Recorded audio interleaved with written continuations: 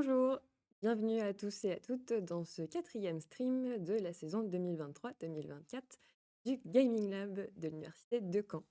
Je retrouve mes acolytes habituels, nous avons Damien Leroy, Bon, rentré de congé donc, évidemment. Nicolas Abonneau, et puis nous avons derrière Benoît Hélène qui nous rejoindra dans la deuxième partie de l'émission. Alors aujourd'hui, on vous a prévu un format en 3 temps.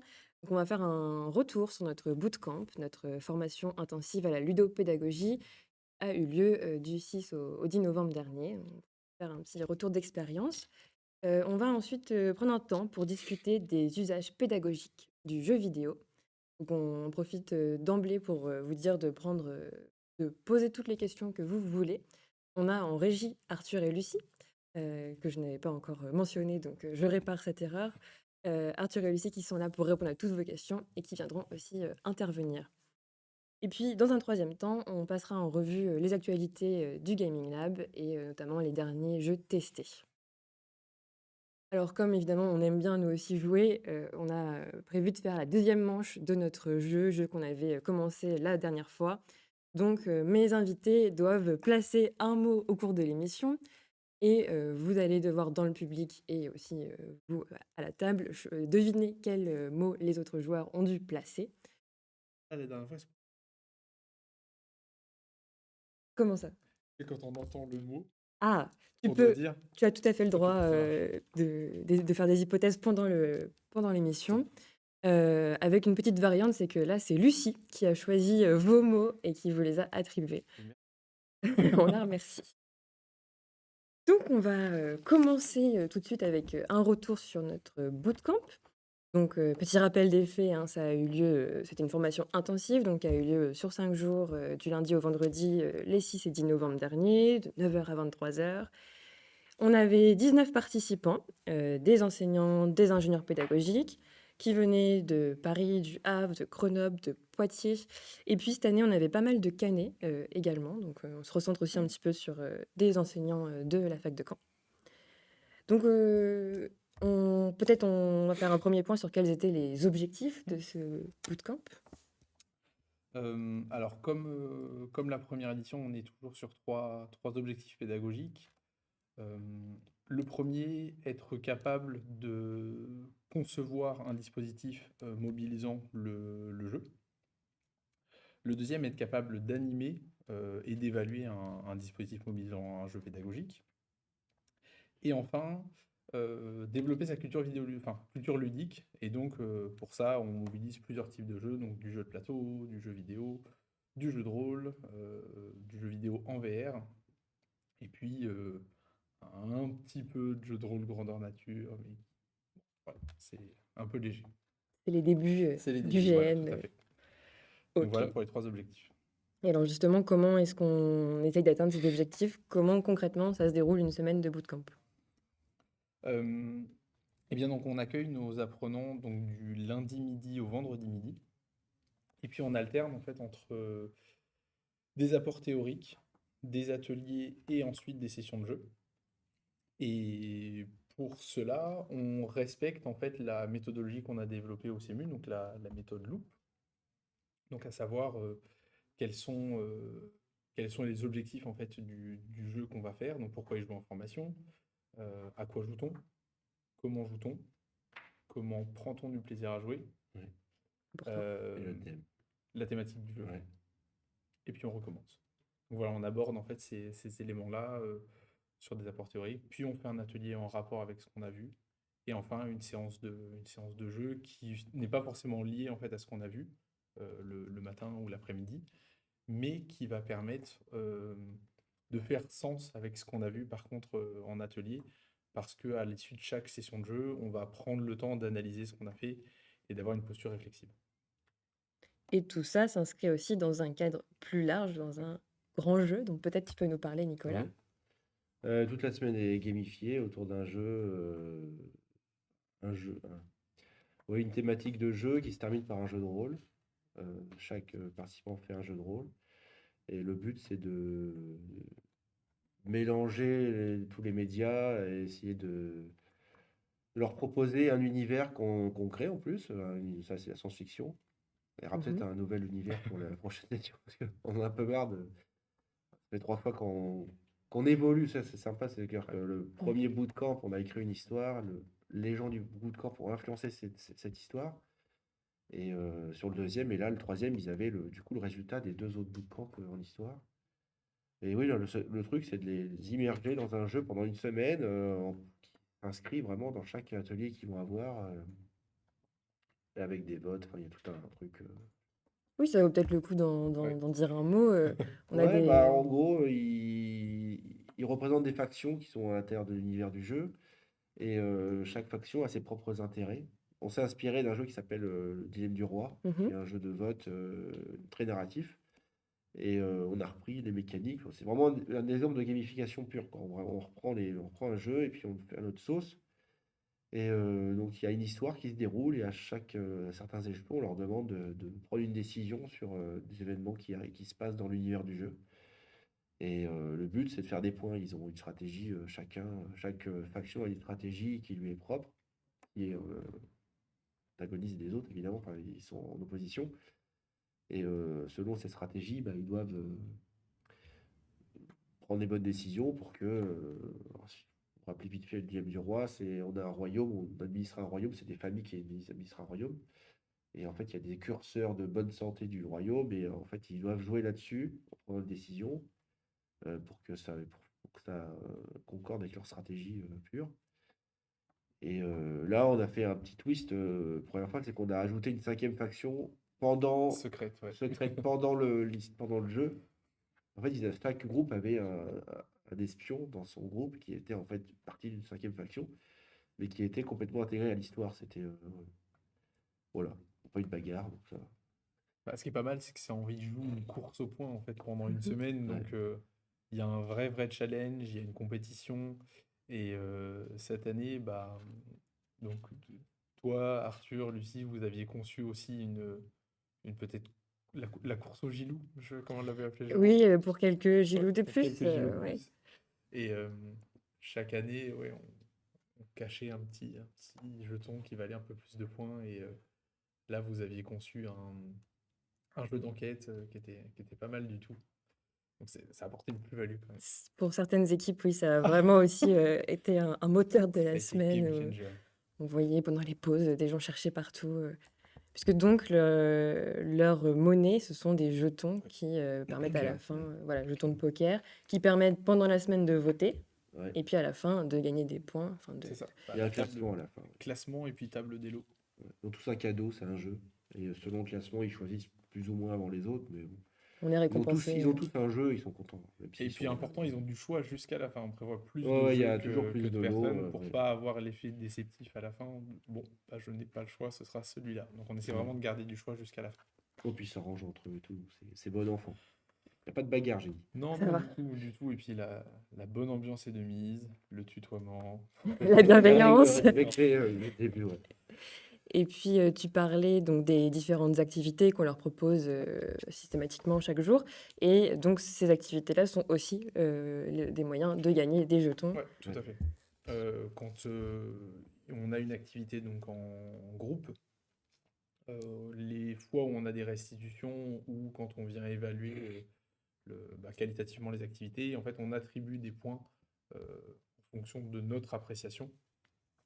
Et ces points sont répartis dans l'équipe et donc apportent de nouveau un capital supplémentaire pour le vote. Donc, ce qui nécessite que tout le monde s'implique dans les ateliers, dans le processus de co-création.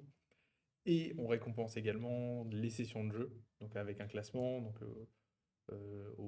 sur la session jeux vidéo, on a un classement individuel.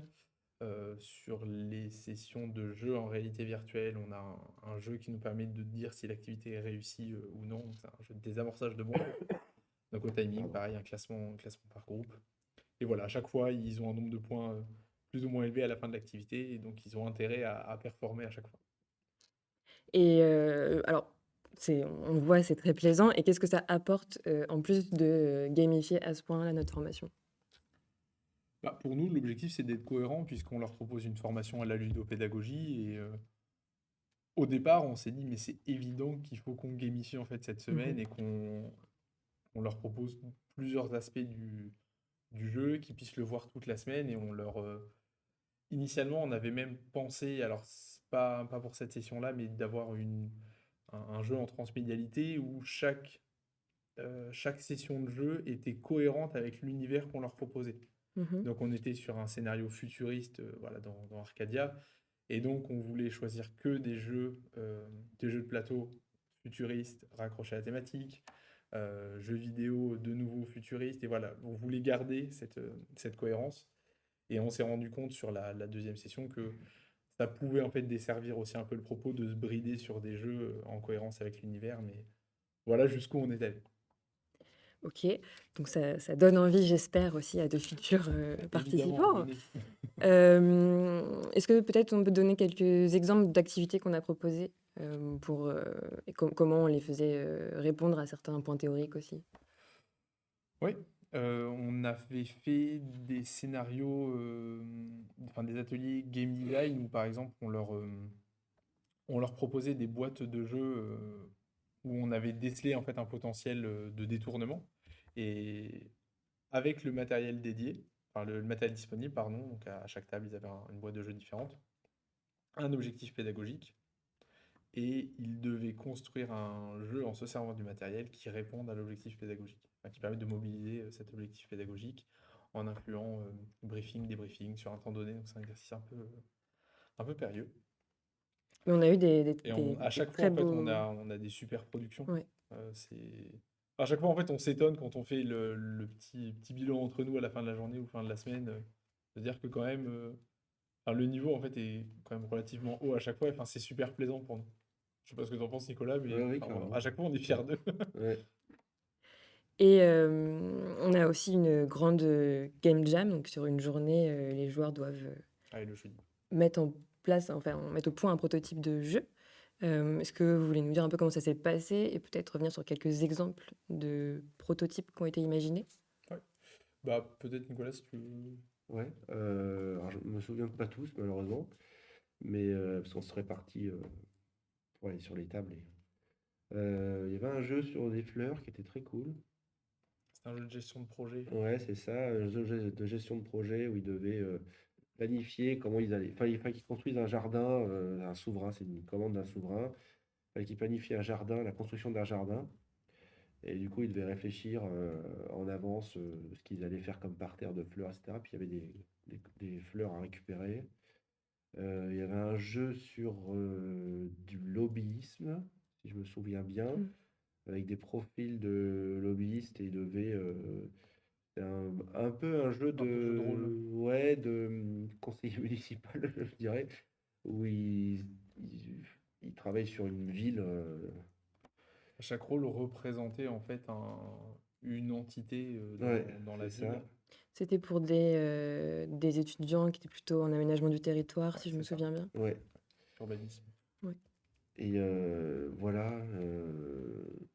Oui, ouais, il y a un troisième, mais c'est un peu flou. Là, je vais pas trop en parler, mais Ah, c'est sur l'IA. ouais, Ouais, c'était un jeu de sensibilisation aux possibilités de c'est ça. l'intelligence Ouais, artificielle, et voilà. donc Ouais. il se servait de ça pour faire créer en fait un escape game en se servant de l'IA à chacun des points. Ouais. Et puis en fait, le résultat de ce que l'IA générait était attribué à un autre groupe. Et Et donc en fait, il y avait ouais. un échange et l'idée c'était de comparer après deux scénarios. Mm. Si je me trompe pas, c'était quelque chose comme ça. Mmh. Ouais. Et c'était très sympa. Euh, ouais, c'est très sympa. Et en fait, ils sont vraiment à fond dans le truc. Surtout que là, on fait matin au soir, Ouais, fin d'après-midi non-stop, plus ou moins. Enfin, ils mangent quand même, ils ont un peu un repas. Mais On souvent, complète bien, ils mangent en travaillant. Enfin, la plupart mangent et ils c'est vrai. continuent sur leur jeu. Donc, c'est cool. Puis à la fin, ils nous présentent le jeu. et puis c'est qualitatif la nourriture qu'on leur propose quand même. Oui, Faut oui, faire avec attention. beaucoup d'énergie, plein de vitamines, tout ça. Pas de cervelas, pas de petits pois. Et chaque groupe avait une sorte de prototype fonctionnel, vraiment un prototype pour premières étapes, mais c'était pas que ouais, on va faire un jeu comme ça. Non, il y avait un plateau, ils avaient réfléchi avec des cartes même, quels tokens ils allaient utiliser. Enfin, c'est Et puis ce qui est important, c'est qu'au départ, on part de leurs objectifs à eux, leurs ouais, projets. leur sujet, ouais. On leur demande en fait sur quel projet ils souhaiteraient enfin, quel projet ils souhaiteraient défendre. Ouais. Et on part à chaque fois de leur commande. Ça fait consensus en fait. Au bout d'un moment, on a plus de propositions de projets. Enfin, cette année, on avait plus de propositions de projets que de groupes à faire. Et donc, en fait, il y a des gens qui sont naturellement rassemblés en disant, bah ça, en fait, ça m'intéresse beaucoup Mmh. Ouais, de pouvoir travailler là-dessus. les groupes se font naturellement. Et tout le monde est assez Ouais. résilient dans l'ensemble. D'habitude, on propose le même sujet à toutes les tables. Mm. Comme ça, c'est intéressant parce qu'on voit ce qui est produit avec la même demande au départ. Là, par contre, ils avaient chacun leur propre truc et c'est bien aussi parce qu'il y a beaucoup de diversité. Mmh. Et puis, ça répond à leurs besoins, en fait, tout de suite, quoi. Alors justement, très bonne transition, merci Nicolas. Puisque ça répond à leurs besoins, est-ce qu'on sait s'il y a des suites après à ces prototypes-là, si ils sont réutilisés? Bah, on les invite à le faire, on les invite à garder contact avec nous sur le Discord, s'organiser, mais il y avait apparemment certains projets qui allaient être poursuivis, oui. Alors, ouais, pour cette année, en fait, on revient vers eux à peu près 6 mois après la formation pour faire un point sur ce qui est fait. Mm. Nous, après, enfin, sur LinkedIn, on suit aussi les personnes qui sont venues en bootcamp et en fait, on voit les projets de jeu aboutis ou même prototypés plus. Mmh. Euh, je pense notamment à des projets d'apprenants belges. Je me souviens plus de l'entreprise. Bon, c'est pas grave, mais enfin, qui étaient venus donc sur le dernier bootcamp et sur les game jams, ils s'étaient mis ensemble pour travailler leur projet à eux. Et là, leur jeu a abouti. Super. Ouais. On avait également le jeu avec les castors Ah pour oui, l'université de Poitiers. ouais. C'est pareil, Delphine et Mathis sont allés au bout de ce projet-là. Ouais, ouais, ouais, je vois Arthur qui. Arthur qui est ravi Ouais, ouais, non, de savoir que les castors vont c'était aboutir. un chouette projet. Donc oui, les projets, Ok. les projets avancent, c'est un très bon exercice pour faire le point sur ce qui a été vu de la semaine. Mais comme on essaie de partir de leurs objectifs, certains aboutissent. Et Eh là, ben génial. notamment, il y a le jeu d'urbanisme, c'est un jeu qui va être réutilisé de manière certaine dans quelques semaines. Mhm. Donc voilà, ils sont vraiment réutilisés. Parfait. On ne fait pas ça pour rien. Tant mieux, c'est quand même l'idée. Et alors justement, quel bilan est-ce que vous tirez de cette semaine, de cette nouvelle édition? Euh, Bah, positif. c'est un bilan positif. On a passé un bon moment. C'est de mieux en On est- mieux, j'ai envie de dire. En En toute modestie. toute modestie, mais non, mais On voit les choses qui fonctionnent et qu'on a envie On fait de mieux d'améliorer en aussi. mieux parce que voilà, on améliore la qualité de ce qu'on propose session après session. Après, dire que les apprenants sont de mieux en mieux, On se permettrait pas. c'est pas non, ça. c'est pas ce que j'ai dit. Mais non, non, voilà, par contre, à mon avis, c'est de mieux en mieux parce que pour nous, c'est plus qualitatif aussi. Mm. Euh, Et puis enfin, même en termes de chiffres, on a de plus en plus ouais. enfin, à chaque fois, à chaque bootcamp, on a de plus en plus de personnes qui sont intéressées et qui viennent. Alors, il y aura une limite, hein, parce qu'on ne peut pas Mhm. accueillir tout le Ouais. monde, mais là, on était 19, on a commencé le premier, on était 10. Donc, Ouais, et puis il y a une demande ensuite enfin, il y a un relais qui est fait en fait dans les équipes parmi les personnes qui viennent de dire bah, je vais en parler puisque j'ai des collègues qui sont intéressés. C'est ça que j'ai été envoyé là un peu comme observateur, voir comment ça allait se passer. Et puis derrière, en fait, j'ai 2 ou 3 collègues qui vont être intéressés l'année suivante. Et à chaque session, enfin, depuis la première, on a des gens qui viennent sur recommandation des personnes venues en formation. Donc ça, c'est un premier indicateur, à notre sens, de réussite. Et donc, si ça vous intéresse, sachez que nous avons une prochaine session c'est parfait. du 13 au 17 mai 2024. Il est possible de s'inscrire dès maintenant. On mettra le lien dans la description du replay qui est notamment sur la médiathèque pédagogique de l'Université de Caen. Cette session se remplit très vite. Nous, on a été surpris là de voir déjà le nombre de personnes qui manifestent leur intérêt. Donc, je vous invite vraiment à faire très très vite. Merci. Et puis, alors moi, je retiens du bootcamp 2 choses particulières aussi. Votre commentaire d'un tournoi de Brawlhalla sur Xbox qui était assez épique. Et puis, on a Un aussi moment fait d'anthologie. un moment d'anthologie, complètement. Et on a aussi fait découvrir la Normandie à nos participants grâce à Jérôme, qui, donc, étant historien des idées, leur a fait une visite de Caen. Et heureusement que nous avions nos capuches, puisqu'il a quand même plu toute la semaine. Ouais. C'est la Normandie. C'est la Normandie. Est-ce que nous avons des questions, Arthur et Lucie, sur le bootcamp? Non, pas de questions. Très Euh, clair. C'était clair, vous étiez limpide. Merci en tout cas. Alors, on passe à notre deuxième point, qui est donc sur les usages pédagogiques des jeux vidéo. Alors, on essaye toujours d'être un petit peu en raccord aussi avec l'actualité. Donc là, le contexte qui fait qu'on avait envie d'en parler aujourd'hui, c'est d'abord qu'on a fait récemment l'acquisition d'une Xbox. Juste là, Qui on la voit voilà, pas dans la on mais elle aurait est pu là. prendre des petites manettes, voilà. Et puis aussi, plus internationalement, en ce moment, c'est prochainement les Game Awards, hein, la cérémonie sera le 7 décembre. Donc voilà, on sait que c'est un moment aussi important pour tous les fans de jeux vidéo. Et donc, nous, ici au Gaming Lab de Caen, on n'est pas forcément experts sur les jeux vidéo, on a plutôt une expertise sur les jeux analogiques. Donc, on est en phase d'expérimentation. Et donc, on avait envie de faire un petit point sur l'état des lieux de ce qu'on connaît, de comment on va procéder. Ouais. Euh, Là, en fait, on va déjà procéder comme ce qu'on fait sur les jeux analogiques, c'est prendre les jeux comme ils viennent, donc des jeux d'intérêt qu'on a présélectionnés, soit parce que on a une revue sur Internet qui publicite un peu ce jeu, enfin qui encense ce jeu en disant: Oh, c'est le jeu de l'année, il est trop bien, il est incroyable, donc on se dit bon, on va voir après tout. Ça va être pareil pour les jeux vidéo, c'est-à-dire qu'on a un abonnement au store de Microsoft, et donc ça va nous permettre d'avoir vraiment de nouveau une collection de jeux à tester. Euh, et puis voilà, on a la chance enfin, de vous avoir aussi tous les trois en renfort cette année, donc vous apportez euh, trois nouvelles potentialités en termes de connaissances jeux vidéo. Et donc en fait, tout le monde fait des recommandations en disant ça pourrait être un jeu pas mal à tester. Et donc en fait, on regarde, on teste. Et sur la façon dont on teste, donc on parlait de grille de lecture tout à l'heure, grille d'analyse, euh, on va reprendre en fait la méthodologie qu'on a ici. Simplement sur la partie mécanique en fait des jeux. Là, je parle aussi sous contrôle de Nicolas, t'es game designer.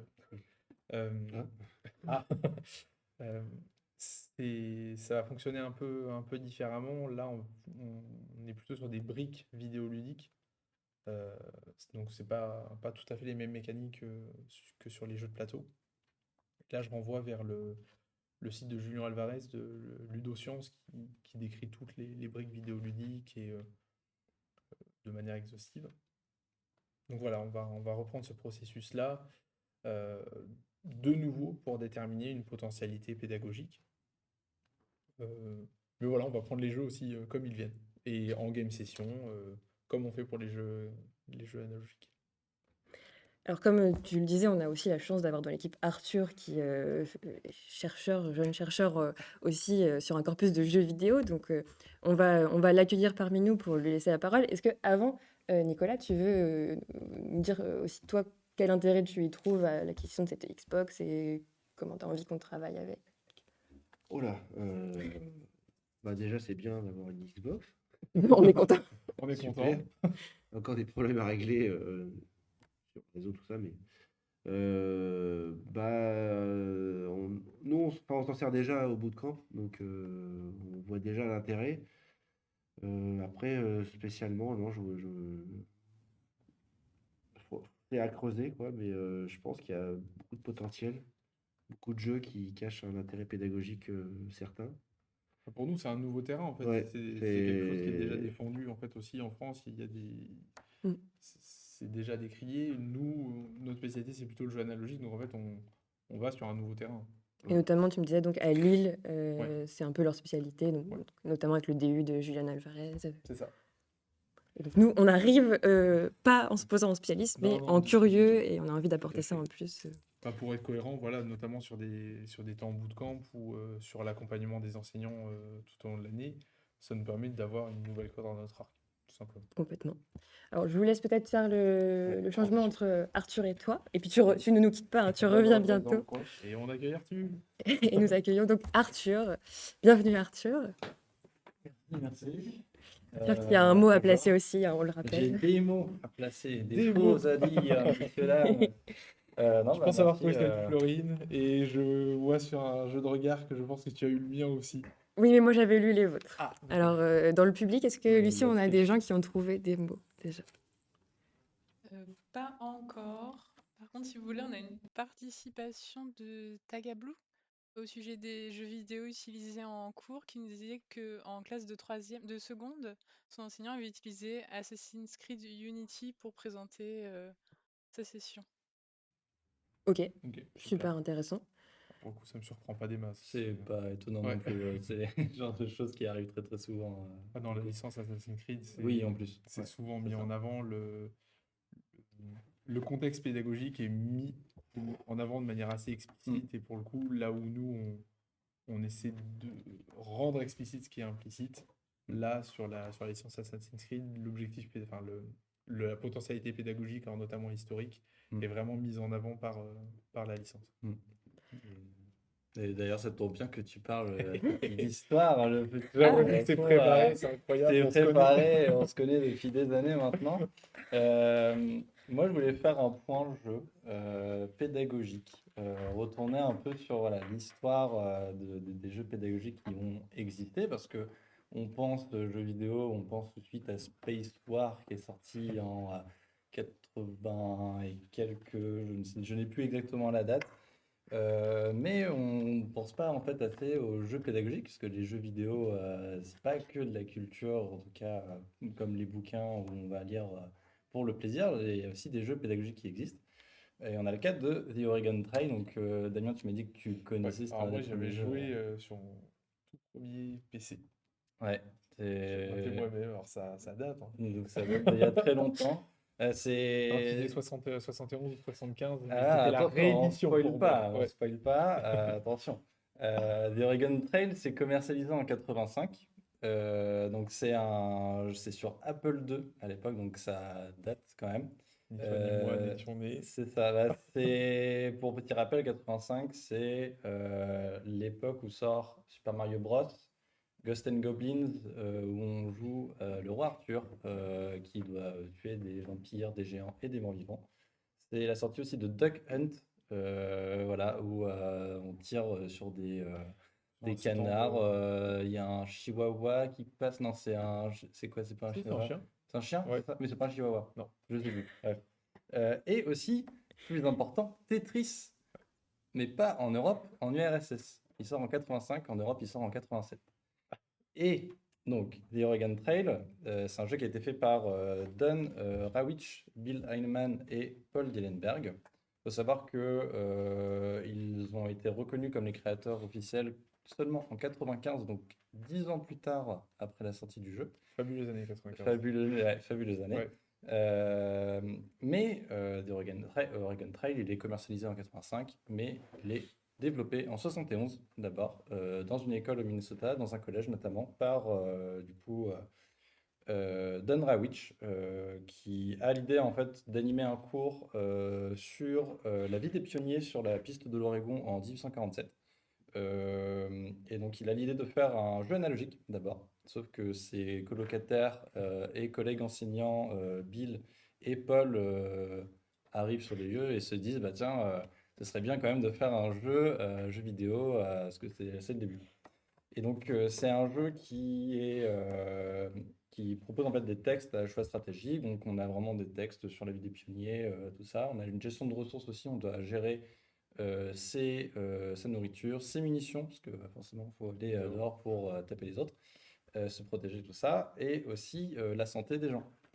Il y a des changements de météo, et en plus de ça, il y a aussi des événements, donc notamment des Indiens viennent vous aider, ou des brigands sont sur votre route, ou vous avez une dysenterie ou quelque chose comme ça. Et donc en 1971, la première version pour la classe, pour une classe de 4e, si je ne me trompe pas, au Minnesota est faite. C'est sur un HP 2100. Donc il n'y a pas d'écran du tout, c'est juste voilà, c'est un mini ordinateur qui est connecté à un téléscripteur qui imprime tous les Des textes. images, ouais. Et il n'y a même pas d'image, Non, c'est pas vraiment d'image, juste c'est le juste texte. Voilà. Et donc ça, moi, je trouve ça génial.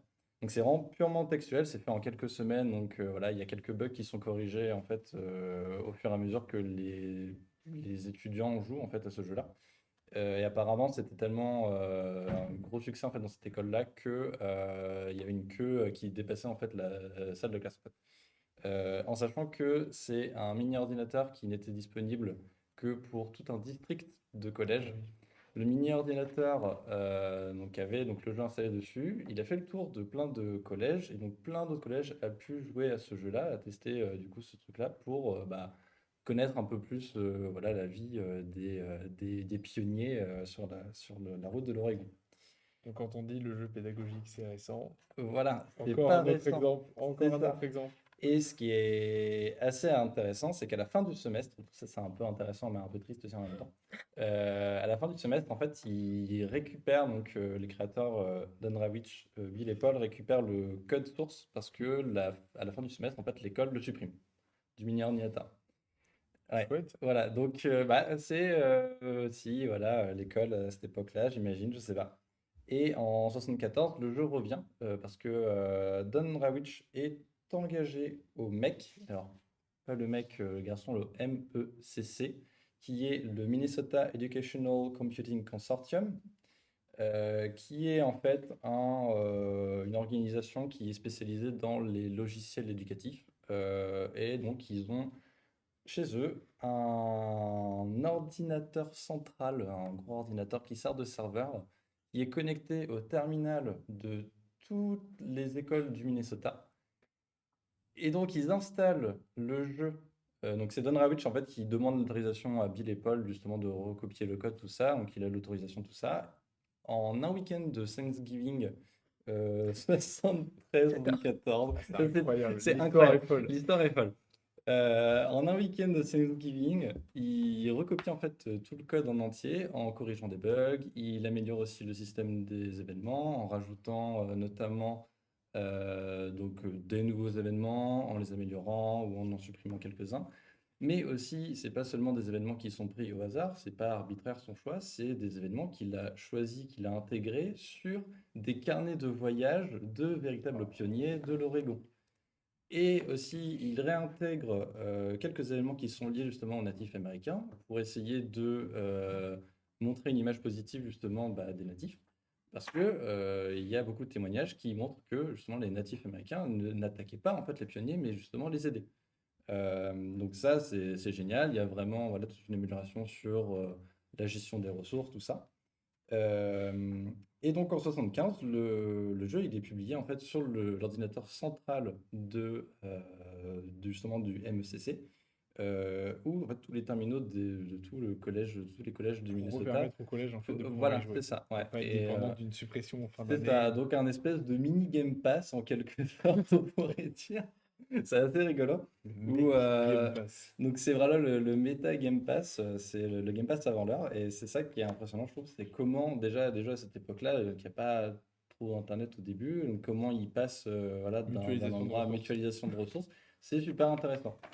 Et donc en fait, le MECC, donc c'est cette organisation-là qui va publier le jeu plusieurs fois. Donc ils vont y rajouter plusieurs éléments graphiques, notamment une carte pour pouvoir se localiser, notamment aussi justement une illustration graphique pour voir le chariot traverser, montrer que Mélisandre est morte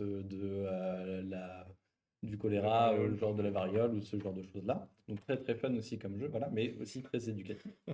Mort de la variole, c'est pas fun. fun.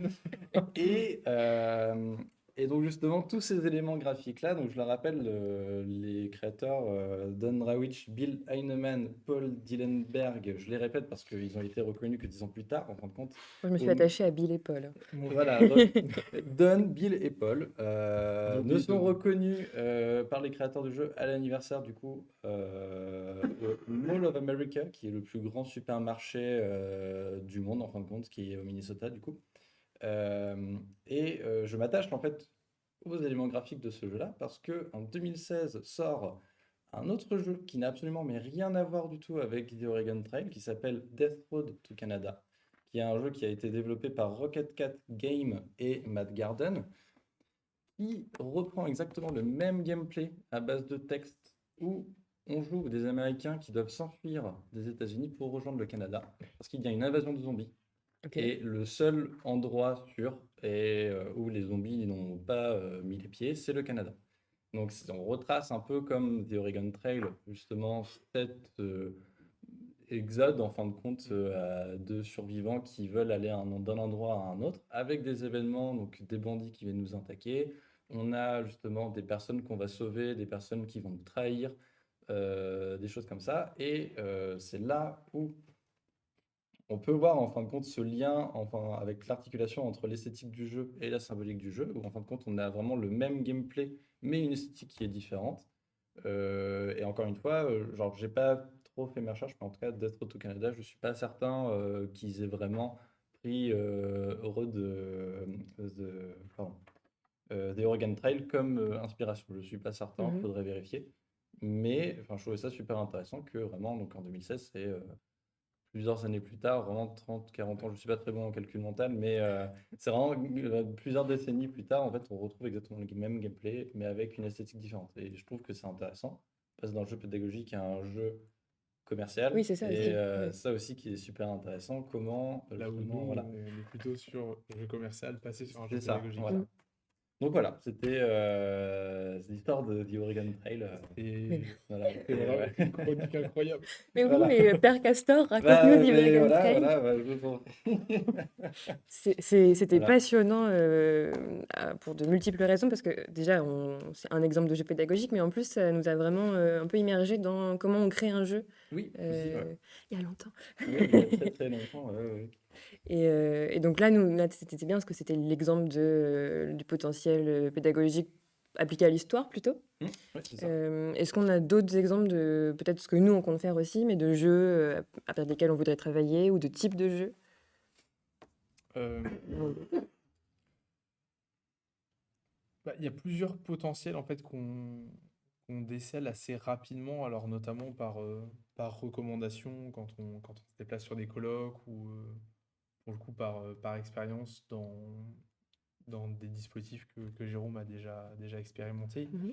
Mais le côté épique en fait du temps jeu vidéo, donc là où on se sert du jeu comme simplement comme vecteur Mm. et on va euh,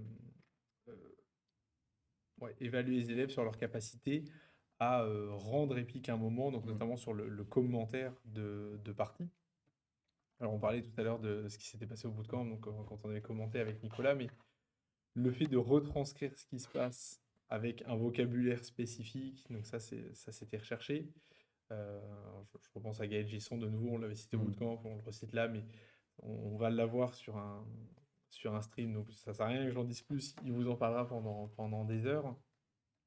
Mais également se servir du jeu vidéo comme média et quelle histoire il raconte, quel message passe à travers le, uniquement l'univers, le scénario, ou même par la mécanique, comme le jeu It's a Tale of Two Brothers ou A Tale of Two Brothers, je ne sais plus exactement. Oui,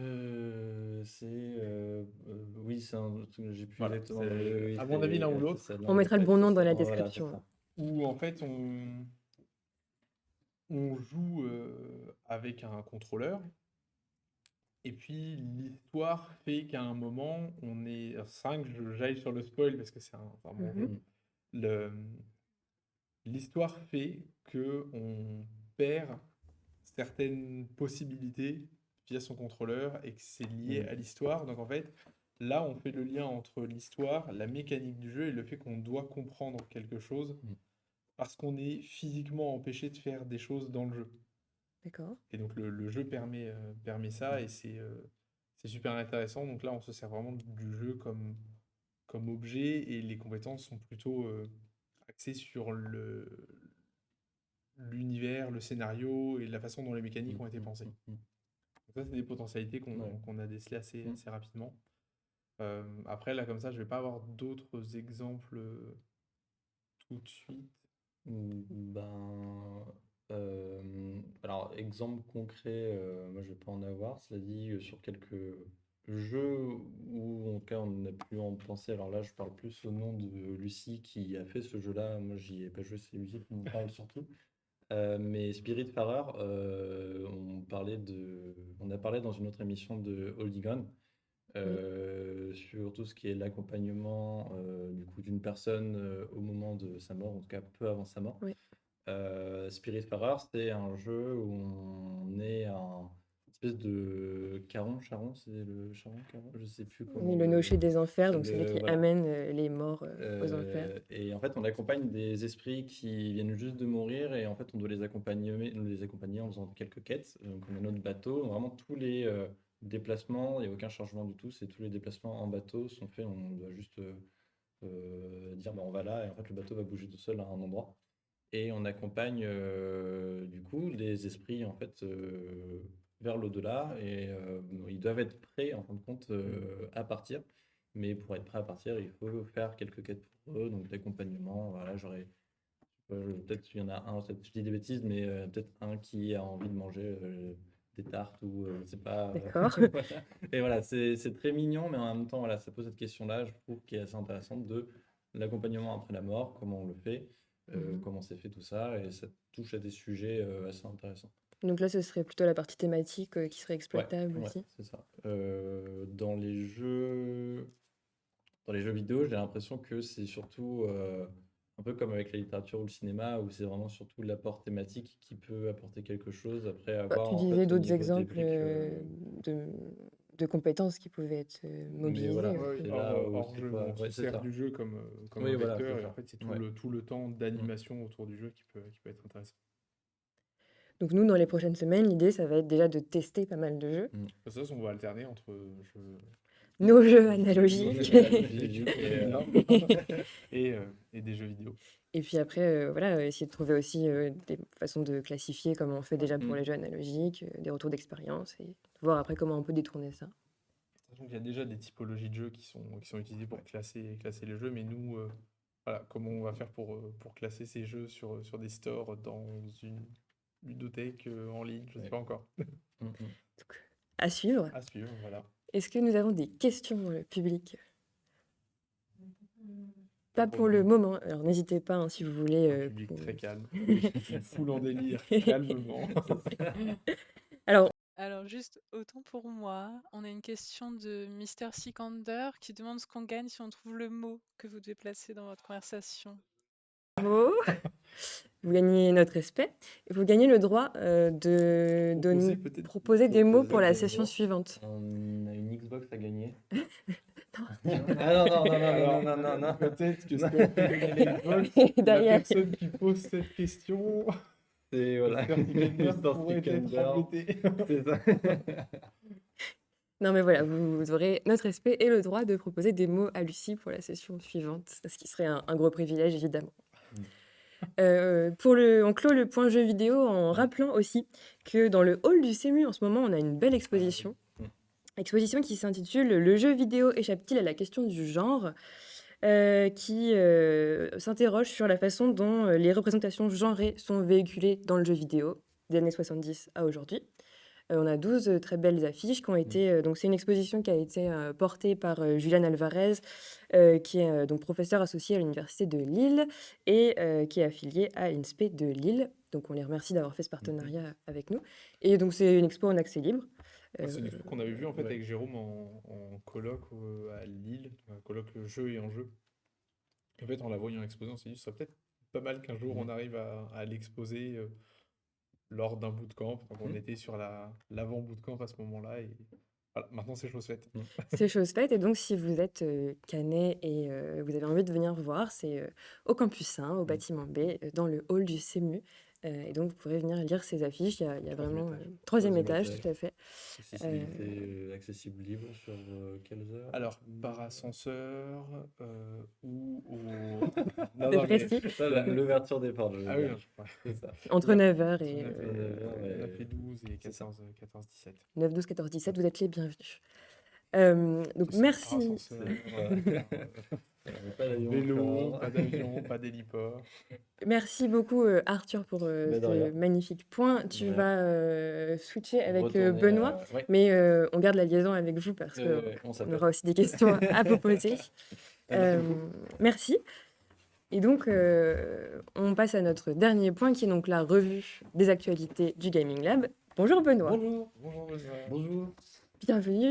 Alors, comme d'habitude, on ne va pas vous quitter sans parler des derniers jeux qu'on a testés. Donc, aujourd'hui, on a envie de parler de 3 jeux. On va peut-être commencer avec Gutenberg. Évidemment, je commence par celui qui est le plus loin de moi. Donc, voici l'illustration de Gutenberg. Gutenberg est un jeu donc, de Katarina Kiok et de Wojciech Wisniewski. Merci. Aux éditions Grana, paru en 2022. Benoît, c'est toi qui l'as testé, avec Nicolas notamment. Oui, alors on est sur un jeu post-apocalyptique où on doit contrer une invasion de zombies à coups de bazooka. Non, bien sûr, on est sur plutôt un jeu où on va découvrir l'imprimerie. On est des pionniers de l'imprimerie. Peut-être que tu veux faire le switch avec Nicolas. Ouais. On fait le switch entre Damien et Nicolas, on vous dit tout, on n'a pas de C'était vraiment pas secret. intéressant, fallait pas que je fasse de Pardon blague. Benoît, Ok. nous t'écoutons, on est des pionniers de l'imprimerie. Donc on est des pionniers de l'imprimerie, on doit répondre à des commandes d'ouvrages et faire les plus beaux ouvrages pour gagner le plus de points. On peut livrer des ouvrages de base sans enluminure, mais si on fait l'enluminure, si on met les belles couleurs, forcément les ouvrages sont de meilleure qualité, notre prestige va grandir, on va pouvoir investir dans les meilleures rotatives voilà, et faire grandir un petit peu son atelier de typographie. Moi c'est un jeu qui m'a beaucoup plu. On voit des mécanismes de gestion, on a des mécanismes d'enchères, on a des mécanismes de planification. En y jouant, on a quand même trouvé des trucs à redire avec Nico. C'était surtout sur le système d'enchères au départ, sur L'ordre de tour, ouais. l'ordre de tour, Ouais. qui est assez complexe, qui prend une place assez prépondérante en fait dans la partie et qui est un peu lourd et qu'on pourrait peut-être simplifier un peu. En fait, c'est un vote caché. Chacun a un certain nombre de jetons qu'il doit miser sur chacune des actions. Et après, on dévoile. Et la personne qui a misé le plus lors de l'action 1 commence et choisit en premier. Donc, elle a le plus de choix. La seconde personne choisit un peu moins de choix. La troisième. Mais elle a choix. toujours un choix quand même. donc bon. Il y a toujours un choix. Moi, je trouve que c'est un jeu qui m'a vraiment plu. Alors, c'est mon côté typographe aussi qui parle et très intéressant pour aborder justement la question historique de la typographie, de l'imprimerie. Et je pense en parlant, enfin en faisant pour parler de l'imprimerie, de la création de l'imprimerie, de la typographie, tout ça, et d'habiller un petit peu le jeu avec des aspects historiques là-dessus, c'est très intéressant.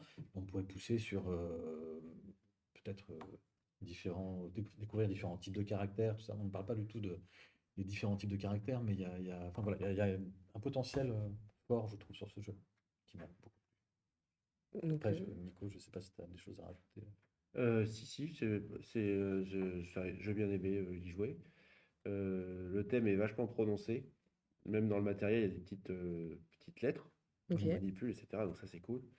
Mais pour en revenir à la sélection du tour, là, en fait, c'est complètement hors thème, je trouve. C'est bizarre, en fait, qu'ils aient fait ça, je ne sais pas pourquoi. Alors que je pense qu'il y a un placement d'ouvrier avec une possibilité de changer le premier joueur, enfin, je sais pas trop. Ça aurait été beaucoup plus intéressant que, je pense, hein, mais que ce truc-là. En plus, on a un cache. On fait ça caché, en fait. Faut miser. J'ai pas trop compris, mais le jeu est sympa. Et dans le livre de règles, il raccorde les wagons avec des personnages connus, je crois, Oui, sur tout à fait, sur avec l'imprimerie, donc Gutenberg, justement, oui. avec des infos, donc c'est sympa. Et Et le jeu est très beau. Oui, le jeu est très beau et j'ai oublié de dire, on a chacun un plateau individuel. On va pouvoir en fait construire nos propres rotatives avec un système de roues crantées Ouais. qu'on va pouvoir actionner sur notre plateau individuel et il y a même un système de draft de roues un peu qu'on peut faire de Ouais, temps en temps. on tourne la roue, on gagne des bonus, Ouais. c'est sympa. Et l'analogie avec les rotatives de Ouais. l'imprimerie, tout ça. Le thème est vachement développé. Ouais. Donc, c'est un gros point positif, ouais, complètement. surtout si on veut l'exploiter en cours notamment. Phase d'initiation plutôt. Plutôt initiation, ouais, tout à fait. Ok. Et je viens de voir, c'est la première fois que je vois ça, c'est sur la boîte, on a même la mention de jeu sans plastique. Très Ah ouais. bien. C'est assez étonnant. Je n'avais pas vu Oui, ça. c'est des cubes en bois, les lettres. Oui. Ouais. Ouais, c'est un beau jeu, vous avez C'est vraiment vraiment cassé un beau Oui, jeu, le... le tout à jeu fait. est vraiment. Le matériel est très sympa. Très bien, merci beaucoup. Alors on enchaîne aussi sur un autre beau jeu qui est, Tapestry. Tapestry est un jeu de James Stegmaier, Ouais. paru chez Stone Meyer Games en 2019 et là vous l'avez testé mardi. Hem, un retour mitigé, je crois. Très mitigé, oui. Alors c'est un jeu de 2019 et je crois qu'il y a 3 extensions qui sont sorties depuis, donc qui peut-être changent beaucoup de choses dans le jeu, je sais pas. Mais globalement, ouais, le jeu de base là, nous a un peu déroutés. Parce que le jeu est extrêmement beau. En Oui, fait, on peut le montrer peut-être si tu ouais, veux bien. il y a un matériel qui est assez dingue. Alors si je dis pas de bêtises, c'est le créateur de Sight et qui est un des jeux un des plus gros succès du jeu de société, je pense, hein, que Sight et donc il y a plein de matériel, il y a plein de cartes, etc. Je vais sortir des plateaux. Enfin, c'est vraiment. Puis la qualité du matériel est assez folle. Et ce qui est drôle, c'est que dans le bootcamp, on a rajouté une section qu'est-ce qu'un bon jeu? Pour nous, hein, c'est notre point de vue. Qu'est-ce que pour nous un bon jeu? Ça, c'est un truc qu'on anime. Et en fait, ce jeu-là, c'est l'antithèse de ce qu'on dit. C'est pas un mauvais jeu. Je vais pas dire que c'est un mauvais jeu. Non, puis il y a plein de gens qui doivent l'aimer, donc j'ai pas envie de me faire. Mais pour un jeu de civilisation, puis en plus c'est un jeu de civilisation, on tapait ça en fait, c'est la tapisserie de notre civilisation en fait. C'est voilà, D'accord. je commence de là et puis j'évolue, etc. Et là pour le coup, les mécaniques qui ont été utilisées et le thème est complètement, de mon point de vue, hors de propos en fait. Enfin, c'est très bizarre. On se retrouve avec un. Dans Sono, on a joué, puis on rigolait des fois parce on avait débloqué. Enfin, dans le jeu, on débloquait des technologies. On devenait des voyageurs de l'espace alors qu'on chassait encore des animaux dans la forêt, etc. Donc, OK. c'est très bizarre. Il y a des trucs que je déteste. Il y a de l'aléatoire tout le temps. Il y a quasiment pas de choix en fait de jeu. En fait, en gros, on a quatre lignes en fait d'évolution, quatre thématiques, donc la science, l'armée, etc. Mais en fait, c'est très linéaire. On avance en fait sur une ligne et voilà, on débloque des bonus, on paye, etc. Donc en fait, quand on arrive à notre tour, on a quatre choix. Où est-ce que j'avance, en gros, quoi. Mmh. Donc on peut quand même faire des petites stratégies parce que voilà. Mais et en plus, il y a des choses qui n'ont aucun sens. C'est que je ne sais pas si on va bien voir, mais il y a tout un tas de petites maisons, de petits bâtiments, parce que les joueurs ont un plateau individuel et ils construisent leur petite capitale. C'est un sudoku en plus. Enfin, c'est vraiment une grille de sudoku, hein. Je plaisante pas. On remplit en fait ça comme un sudoku. Enfin, c'est pas la règle de sudoku, mais c'est un peu le même principe. Et on récupère ces bâtiments-là, mais en fait, il n'y a aucune mécanique derrière les bâtiments. En fait, c'est juste pour Mmh. remplir notre grille et débloquer des ressources, etc. Enfin, c'est très bizarre. Surtout en partant de Sight, que je trouve meilleur. J'aime pas trop Sight, mais je trouve qu'il est mieux Sight que celui-là. Parce qu'au moins dans Sight, on a un choix où on peut vraiment, on peut à peu près évoluer notre civilisation comme on veut. C'est plus un 4X, quoi. Et là, dans celui-là, ouais, donc on a fait une partie, on était trois, et on a eu le même ressenti, je pense, à la fin de la partie, de dire, mais c'est quoi? En plus, il y a du hasard, il y a des dés, des fois on lance des dés. En fait, c'est un Je jeu sais que tu qui. n'aimes pas ça. Non, mais c'est un jeu enfin, un jeu de civilisation, c'est plutôt un Eurogame, généralement, dans les principes, parce que c'est un jeu de gestion. Et là, en fait, ils ont pris de l'améritrage là-dedans, en fait, ils ont pris du hasard, etc. Dans un jeu de gestion de civilisation, c'est bizarre, en fait. Il y a pas de. Enfin, je trouve qu'il n'y a pas beaucoup de hasard dans un jeu de. Quand on crée sa civilisation, il n'y a pas trop de hasard. Il y a peut-être du hasard qui va impacter notre civilisation, Mmh. des tempêtes, des je sais pas quoi. Enfin, bon, Oui, pandémie, voilà, mais là, des fois, quand on se dit on évolue en science, en fait, on se retrouve à pas avoir les bonus qu'on veut parce qu'on a sauté un truc, parce qu'on a lancé un dé, et en fait, on augmente dans un truc, on n'a rien à faire en armée. Enfin, c'est très bizarre. Voilà. Nous, on était sur la table à côté et c'est vrai qu'on vous entendait beaucoup réagir au Ouais, fur et à mesure ouais, de votre partie. Et Et si, vas-y. je voulais juste dire, c'est vrai que dans le débrief que j'ai eu de votre part, par exemple, le jeu s'appelle Tapestry, tapisserie, et en fait, c'est totalement anecdotique. C'est un peu ce que Oui, tu il y a disais. quelques cartes sur le C'est en plateau. fait trois cartes qu'on va choisir qui va faire la tapisserie, mais c'est très anecdotique. Et là, pour le coup, effectivement, le thème, même le nom même du jeu, Oui, oui. par rapport à l'usage qui en est fait. En plus, non, c'est même pas une tapisserie. Même pas une tapisserie du monde, en fait. C'est vraiment chacun fait sa petite. Il y a très peu d'interaction entre les joueurs, on peut rien se faire. Enfin, c'est. Puis on construit le monde. Ça, c'est. Je suis pas fan non plus. Au lieu Donc, d'explorer un monde qui existe déjà et on l'explore, on le crée nous-mêmes comme si on était des dieux et qu'on crée des îles. Ouais, c'est très bizarre. C'est un mélange incongru de mécaniques de jeu, je trouve. très Voilà, bien. si je Alors, puis dire. si jamais vous avez déjà testé Tapestry et que vous voulez réagir, n'hésitez pas. En tout cas, merci. On passe au dernier jeu qui est Oltré. Très beau jeu également. On avait choisi 3 très beaux jeux, visuellement en tout cas. Donc voici Oltré. Personnellement, un de mes coups de cœur de l'année. Et donc j'ai testé avec Arthur et Lucie. Donc je vais vous donner la parole. Voilà, on les voit arriver à l'écran. Donc Oltré qui est un jeu de John Grumpf et Antoine Boza, paru en 2021 chez Studio H. Est-ce que vous voulez nous en dire un mot?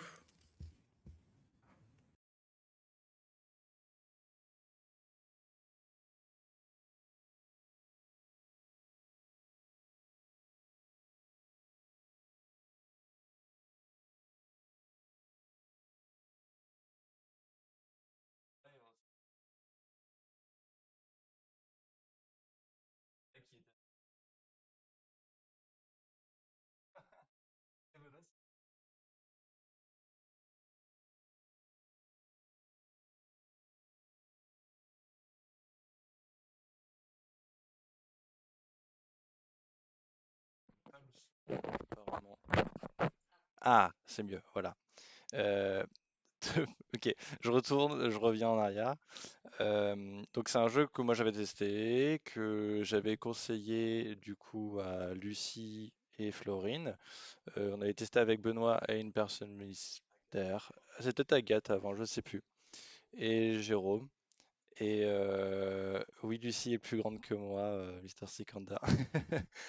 Mais du coup, non, c'est un jeu qui est sympa, qui du coup fait un peu comme un jeu dont vous êtes le héros, où donc il y a des choix à l'intérieur, donc il y a un scénario à faire, où on joue des voyageurs qui sont envoyés sur un royaume qui est un peu en galère, et donc on doit les aider à construire des bâtiments à l'intérieur.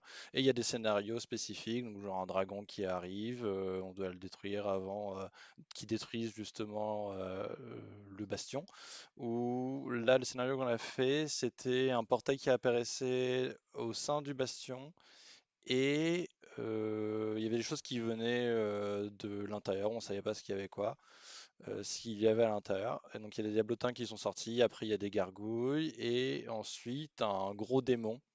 Et en fait on a perdu la partie. Je sais qu'on a perdu la partie, et c'était un peu ridicule, mais bon après c'était assez rigolo quand même à faire. Je sais pas, Lucie.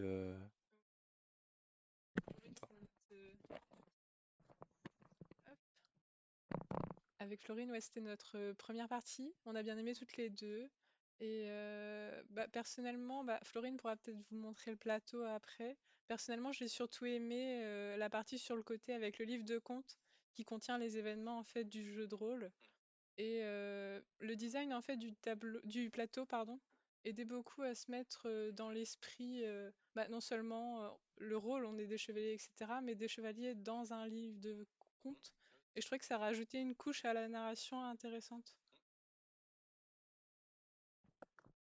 Oui, donc c'est un jeu coopératif et narratif, et ça satisfait. Oula, on détruit tout le plateau. Ça satisfait les joueurs qui ont un profil explorer particulièrement, puisque on a à la fois l'immersion dans ce monde et le côté jeu de rôle qui, euh, qui est très appréciable. Et tu disais, Lucie, en coulisses, que ça pouvait aussi se prêter à un détournement, notamment par des profs de littérature, euh, en particulier grâce au côté narratif. Et ça peut être travaillé en classe, en petits groupes, etc. Alors, comme le temps file, donc encore une fois, n'hésitez pas si vous avez des questions sur ces jeux. Nous, on voulait terminer avec un point sur les sessions ouvertes de jeux que l'on propose. Donc on en propose. Alors, les prochaines sont donc le 30 novembre à 17h30, c'est un jeudi, et donc le 14 décembre également à 17h30. Le principe est simple. Nous ouvrons le Gaming Lab à tout étudiant ou personnel de l'Université de Caen. Si vous êtes passionné ou curieux de jeux, vous êtes les bienvenus. Vous pouvez vous inscrire à gaminglab@unicaen.fr et nous serons ravis de vous accueillir. L'idée, c'est que on annonce quelque temps avant une liste de jeux du commerce qu'on propose de tester. Et donc vous venez jouer avec nous. On vous explique les règles, on joue avec vous. Et globalement, on passe un bon moment. Et normalement, oui. Généralement, il n'y a pas eu encore eu de pleurs. Voilà. Alors, peut-être, est-ce que vous pouvez nous dire comment on choisit les jeux, sur quels critères? Déjà des jeux, on va dire, rapides à expliquer, qu'on puisse jouer également dans un temps imparti. Donc, essayer de faire l'expérience de jeu la plus complète possible.